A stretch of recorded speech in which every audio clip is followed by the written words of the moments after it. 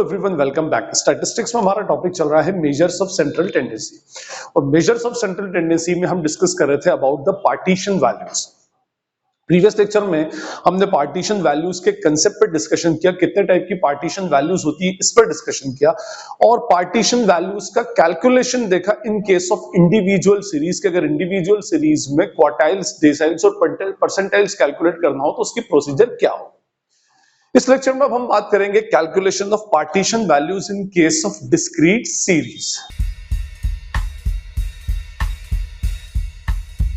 Lecture start करने से पहले आपसे अपील है कि अगर आप मेरा लेक्चर फर्स्ट टाइम देख रहे हैं या मेरे चैनल पर फर्स्ट टाइम आए हैं तो चैनल को सब्सक्राइब जरूर करें, और वीडियो अगर आपको यूजफुल लगता है, नॉलेजेबल लगता है तो इसे अपने फ्रेंड्स के साथ, क्लासमेट्स के साथ में शेयर करें, वीडियो को लाइक करें और फ्यूचर वीडियोस की नोटिफिकेशन के लिए बेल आइकन को हिट जरूर करें। अब हम बात करते हैं हमारे टॉपिक की। मैं बात कर रहा हूं partition values in case of discrete series. मैंने कल आपको बताया था कि पार्टीशन वैल्यूज थ्री टाइप की होती हैं। First is what, quartile, second is decyl and third is percentile. ठीक है, क्वार्टाइल जो होती है ये 4 इक्वल पार्ट्स में पूरी सीरीज का पार्टीशन कर देती है, डेसाइल 10 इक्वल पार्ट्स में और परसेंटाइल 100 इक्वल पार्ट्स के अंदर कर देती है। फाइन। फिर मैंने इसके फॉर्मूलाज आपको बताए थे इंडिविजुअल सीरीज, डिस्क्रीट सीरीज और कंटीन्यूअस सीरीज में, और मैंने कहा था कि जो पार्टीशन वैल्यूज हैं वो पूरी तरह से मीडियन बेस्ड कांसेप्ट है, क्योंकि median itself is also a partition values. Median एक ऐसी पार्टीशन वैल्यू है जो पूरी सीरीज को 2 इक्वल पार्ट्स में क्लासिफाई कर देती है, और यहां पर 4, 10 और 100 की। तो जो कंसेप्ट मीडियन का लगता था सेम टू सेम कंसेप्ट यहां पर पार्टीशन वैल्यूज का अप्लाई होगा। सिर्फ डिफरेंस ये होगा कि डिवाइडेड बाय 2 होता था, यहां 4, उधर 10, और फिर परसेंटाइल के केस में 100 से डिवाइड हो जाएगा। तो मैं यहां पर अब डिस्क्रीट सीरीज के लिए फॉर्मूला पहले लिख रहा हूं, और फिर उसके बाद में डिस्क्रीट सीरीज का हम एक क्वेश्चन सॉल्व करेंगे। देखिए, सबसे पहले अगर आपको याद हो तो मीडियन में डिस्क्रीट सीरीज का फॉर्मूला होता है m is equals to n plus 1 by 2th observation या 2th टर्म। ठीक है, और यहां पर n होता है टोटल ऑफ फ्रीक्वेंसी। ठीक है, फाइन। बस इसी कंसेप्ट को उठा करके हम मीडियन में क्वार्टाइल, डेसाइल और परसेंटाइल पर अप्लाई करेंगे। सेम टू सेम कंसेप्ट है हमारा क्वार्टाइल का। ठीक है, क्वार्टाइल में हमारा फॉर्मूला होगा q is equals to n plus 1 by 4th observation. ठीक है, और यहां पर n क्या होगा, total of frequency. Same to same funda. और याद हो आपको, मैंने आपको बताया था कि क्वार्टाइल के साथ सबसे बड़ी प्रॉब्लम ये है कि क्वार्टाइल 3 होते हैं, मीडियन तो अकेला होता है लेकिन क्वार्टाइल 3 होते हैं। इन द सेम वे हमारे पास डेसाइल्स जो होंगे वो 10 होंगे, तो d का फॉर्मूला होगा n plus 1 bye 10th observation. ठीक है, और यहां पर n इज इक्वल्स टू क्या हो जाएगा, समेशन f। और परसेंटाइल के केस में हमारा p is equals to n plus 1 by 100th item, ये 100th ऑब्जर्वेशन हो जाएगा। फिर और यहां पर भी n is equals to summation f। और फिर मैंने कहा था आपसे कि एक प्रिकॉशन रखना है आपको, कि अभी जैसे मैं भी बात कर रहा था आपसे और मैंने बात अधूरी छोड़ दी। क्वार्टाइल के अंदर 3 क्वार्टाइल्स होते हैं, डेसाइल्स 9 होते हैं और परसेंटाइल 99 होते हैं। तो सबसे बड़ा क्वेश्चन ये उठता है कि भाई आपको कौन सा क्वार्टाइल कैलकुलेट करना है, कौन सा डेसाइल कैलकुलेट करना है, या कौन सा परसेंटाइल एक्चुअली आपको कैलकुलेट करना है। तो सबसे पहले जो भी क्वार्टाइल, जो भी डेसाइल, जो भी परसेंटाइल कैलकुलेट करता हूं उस वैल्यू को इसमें इनटू कर देना। जैसे Q1 बोला तो यहां लिखूंगा मैं Q1 n plus 1 by 4th item into 1, फिर वो जो आएगा मल्टीप्लाई करके, और जो फिर उस वैल्यू को हम काउंट करेंगे और वो हमारा बनेगा क्या, क्वार्टाइल। Q2 निकालना है तो इंटू 2, Q3 निकालना है तो इंटू 3, D7 निकालना है तो इस फॉर्मूले के अंदर इंटू 7, 6 निकालना है तो इंटू 6, 4 निकालना है तो इंटू 4, P23 निकालना है तो इंटू 23, P62 निकालना है इंटू 62, P47 निकालना है इंटू 47। दूसरी बात, मैंने आपसे कहा कि ये मीडियन बेस्ड फॉर्मूला है क्वार्टाइल का, और मेरा प्रीवियस लेक्चर आप देख सकते हैं। उस प्रीवियस लेक्चर के अंदर मैंने इसका पूरा बेसिक कांसेप्ट को एक्सप्लेन किया है। तो मैंने आपको ये बताया था कि सबसे पहला काम इसमें भी असेंडिंग या डिसेंडिंग में अरेंज करना पड़ता है, और ये प्रॉब्लम इंडिविजुअल और डिस्क्रीट सीरीज में ज्यादातर आती है कि हमें सबसे पहले अगर क्वेश्चन असेंडिंग ऑर्डर में गिवन नहीं हो तो first we will arrange all the variables in ascending order. In the same way यहां पर भी वेरिएबल्स और फ्रीक्वेंसीज होती हैं डिस्क्रीट सीरीज के केस में, तो यहां पर भी हमें हमें वेरिएबल्स को उसको असेंडिंग ऑर्डर में अरेंज करना पड़ेगा और अकॉर्डिंगली उसकी रिस्पेक्टिव फ्रीक्वेंसीज डालना पड़ेगी और उसके अकॉर्डिंगली हमें क्वेश्चन सॉल्व करना पड़ेगा। तो मैं एक क्वेश्चन यहाँ पे लिखता हूँ और उस क्वेश्चन के अंदर हम डिफरेंट पार्टीशन वैल्यूज का कैलकुलेशन करेंगे, तो आपको एक प्रोसीजर समझ में आएगी कि किस तरह से हम पार्टीशन वैल्यूज के क्वेश्चन को सॉल्व करते हैं। यहाँ मैंने बोर्ड के ऊपर एक डिस्क्रीट सीरीज का क्वेश्चन लिखा है, calculate Q1 Q3 means first quartile, third quartile, D6 D2 P37 60 P64 and P91।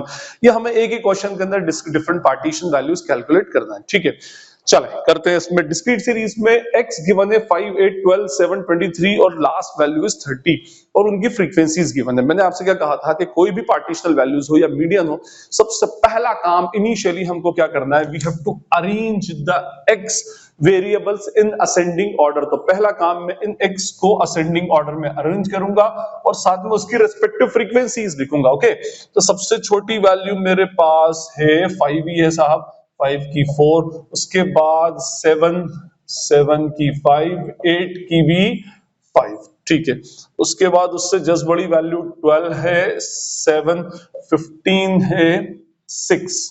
ठीक है, और उसके बाद 23 और 27, 23 का 8, 27 7। ठीक है, 23 27, फिर 30, हाँ 30 का 5, फिर 36 के लिए 9, 36 और 30, फिर 40 और 41, 40 की वैल्यू 7, 41 की वैल्यू 5 और उसके बाद फाइनली वी हैव 50 50 की 6, 1 2 3 4 5 6 7 8 9 10 11 12, 1 2 3 4 5 6 7 8 9 10 11 12। फाइन, चलिए ये मेरा एक काम मैंने कर दिया, हमारे सारे वेरिएबल्स को असेंडिंग ऑर्डर में अरेंज कर लिया और जो उसकी रेस्पेक्टिव फ्रीक्वेंसीज थी वही जाती है, फ्रीक्वेंसी के साथ कोई छेड़खानी नहीं करना। ओके, अब हमें मीडियन की अप्रोच इसमें लगानी है। मीडियन के अंदर हम क्या करते थे, अगर आपको याद हो तो डिस्क्रीट सीरीज में first will calculate cumulative frequencies, जिससे वैल्यूज मेरे पास आती जाएं। तो मैं पहले CF कैलकुलेट करूंगा,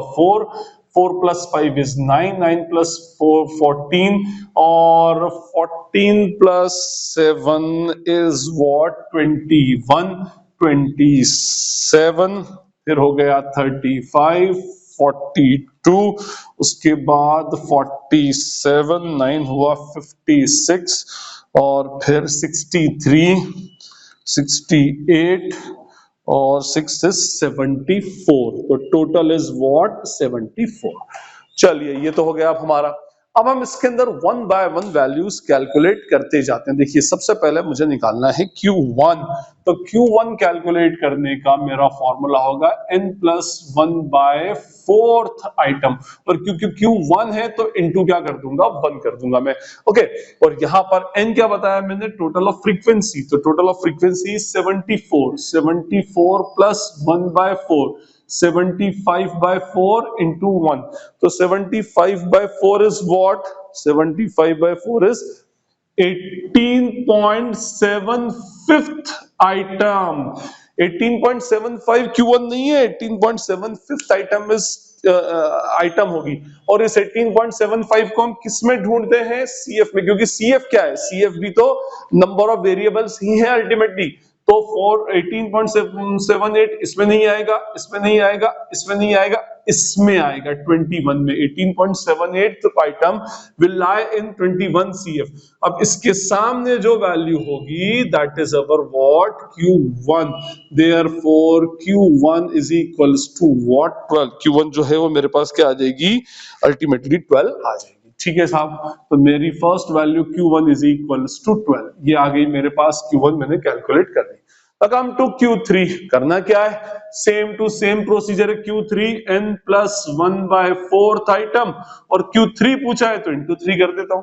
ठीक है, तो ये 74 + 1/4, 75/4 इंटू 3, 18.78 तो निकाल ही चुका था, और इंटू 3 कर देता हूं। आप चाहें तो 18.75, सॉरी ये 18.78 नहीं है, इंटू 3 करा तो 56.25 आइटम आएगी।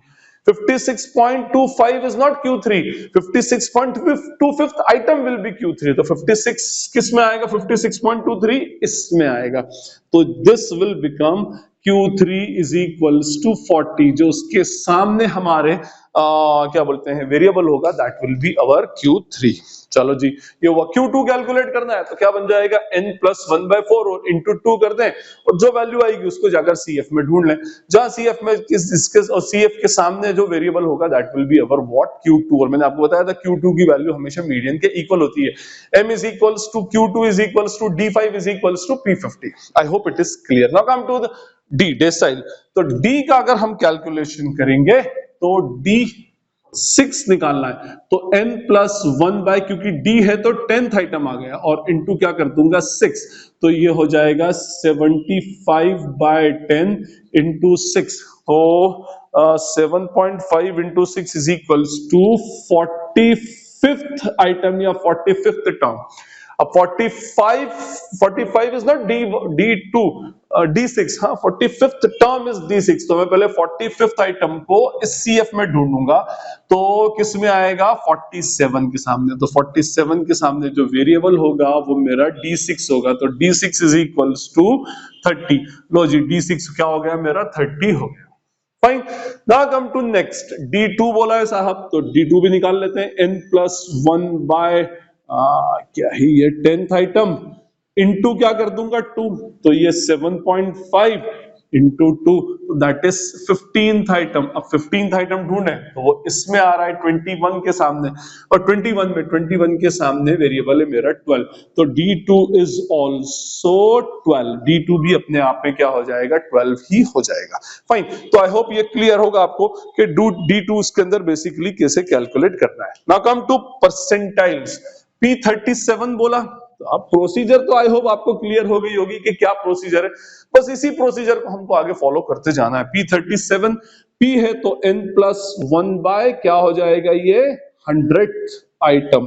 ठीक है, तो n कितना है, 74+1, में डायरेक्टली 75 लिख रहा हूं, अपॉन 100, तो ये हो जाएगा 0.75, और इंटू 37 बोला है तो इसके इंटू में क्या कर दूंगा 37, तो 0.75 into 37 is equals to 27.75 item. ये याद रखिएगा, जल्दी नहीं करें उसके अंदर, अदरवाइज क्या होता है कुछ स्टूडेंट्स कंटिन्यूटी के अंदर यहाँ पर थोड़ा सा कंफ्यूज हो जाते हैं, 27.75 लिख देंगे। No, 27.75 item is the median, sorry क्या बोलते हैं, 27.75 item will be the P37। तो 27.75 किस में आएगा, इसमें नहीं आएगा, इसमें आएगा। ठीक है, तो इसके सामने वाला वेरिएबल, तो P37 will be what, 23। P37 की वैल्यू 23 है। फाइन। एक और हम कैलकुलेट करते हैं, P64।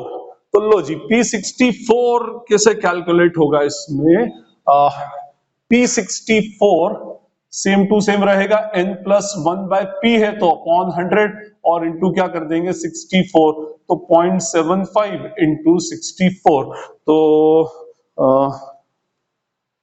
Into 64 is what, 48th item. ये क्या हो जाएगी, 48th आइटम हो जाएगी। 48th आइटम किसमें आ रही है, इसमें 56 में, तो 36, तो P64 will be what, 36। P64 36 हो जाएगा। Okay, I hope it is clear.